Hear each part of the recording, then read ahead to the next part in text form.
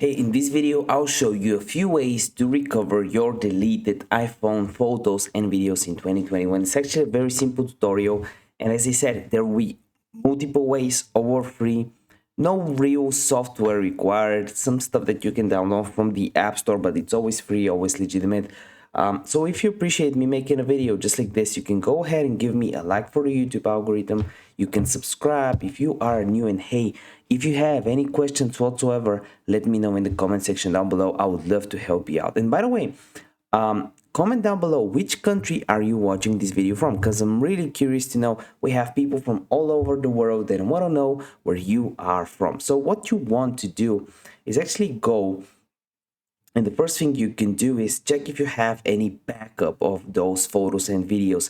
And you might be thinking that you don't have one, but you do normally on your iPhone especially. So what you want to do is go over to your iPhone, click on your name, the first basically section.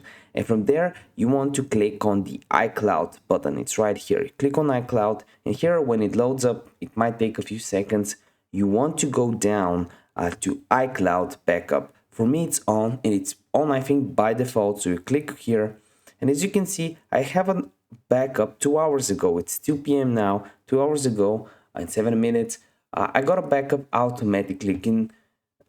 If you have iCloud backup set to on, what you can do is actually go to the General tab on your iPhone, go down to reset all content and settings, and then restore your iPhone from the backups. This is one of the things you can do.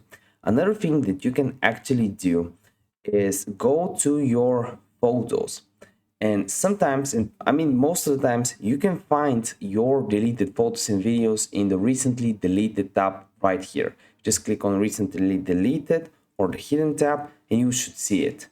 I really hope one of these helped you. Here's another way, and actually by just saving your photos via Google Photos.